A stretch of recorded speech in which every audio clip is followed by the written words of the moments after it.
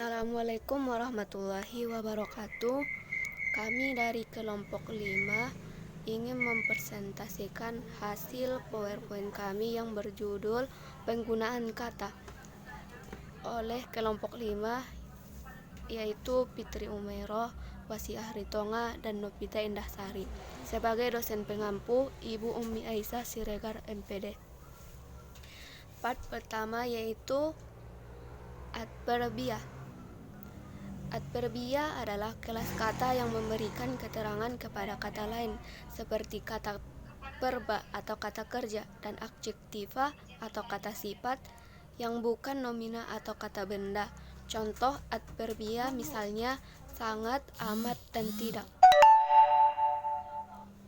Jenis-jenis kata adverbia. Yang pertama yaitu cara. Contohnya, guru itu secepatnya menghapus papan tulis. Yang kedua, sebaiknya anak itu belajar dengan rajin. Kemudian, jenis yang kedua yaitu tempat. Contohnya, pengungsi itu dari daerah sekitar Merapi. Rumah saya dekat terminal ais pecah. Yang ketiga yaitu waktu. Perayaan itu diadakan kemarin malam. Kemudian, perkawinan anaknya minggu kedua bulan ini. Part kedua yaitu konjungsi. Konjungsi merupakan kata tugas yang berfungsi menghubungkan antar klausa, antar kalimat, dan antar paragraf. Konjungsi disebut juga sebagai kata sambung atau kata penghubung. Jenis-jenis konjungsi yaitu konjungsi antar klausa, konjungsi antar kalimat, dan konjungsi antar paragraf.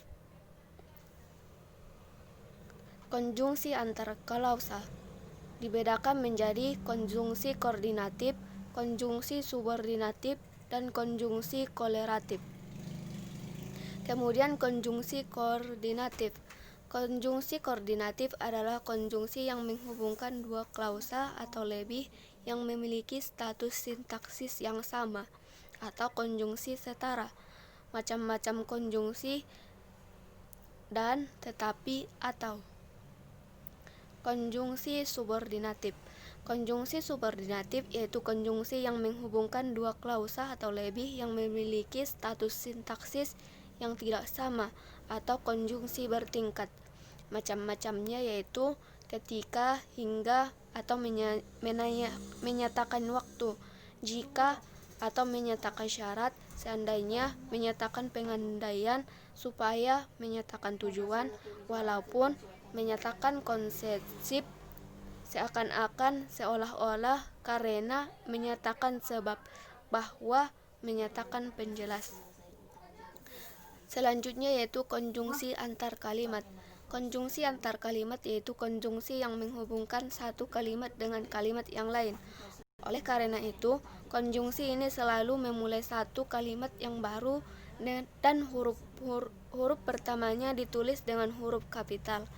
Macam-macamnya yaitu meskipun demikian, selain itu, sebaiknya, sesungguhnya, bahkan, akan tetapi, dengan demikian, oleh karena itu, sebelum itu. Selanjutnya yaitu konjungsi antar paragraf. Konjungsi antar paragraf yaitu konjungsi yang digunakan untuk menghubungkan paragraf. Tempat konjungsi itu dipakai dengan paragraf sebelumnya. Konjungsi antar paragraf pada umumnya terletak pada awal paragraf. Macam-macamnya yaitu adapun, akan hal, mengenal, dalam, pada itu. Selain keempat konjungsi antar paragraf tersebut, terdapat juga konjungsi antar paragraf berikut. Al-kisah, arkian, bermula, syahdan.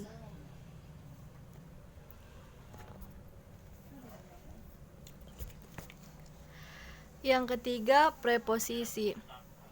Pengertian preposisi adalah kata yang bertugas sebagai unsur pembentuk frasa profesional atau kata yang menandai berbagai hubungan makna antara konstituen di depan proposisi tersebut dengan konstituen di belakangnya. Proposisi atau kata depan adalah kata yang secara sintaksis terdapat di dalam nomina, adjektiva atau adverbia, dan secara semantis menandai berbagai hubungan makna antara konstituen di depan dan di belakang proposisi tersebut. Contohnya, 1. Di rumah makan, 2. Sejak kemarin, yang ketiga dari taman, yang keempat ke perpustakaan. Dilihat dari fungsinya, kata depan menyatakan hal-hal berikut. 1.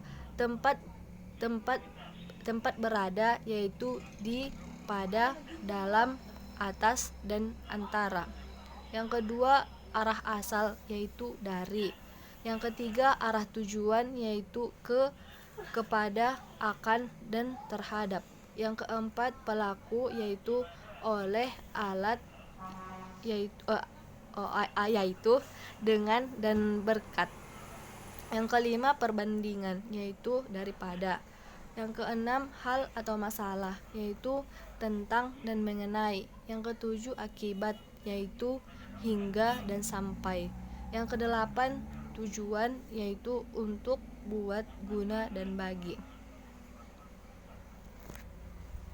Terima kasih. Mungkin cukup sekian yang bisa kami sampaikan. Kurang dan janggalnya kami mohon maaf. Wassalamualaikum warahmatullahi wabarakatuh.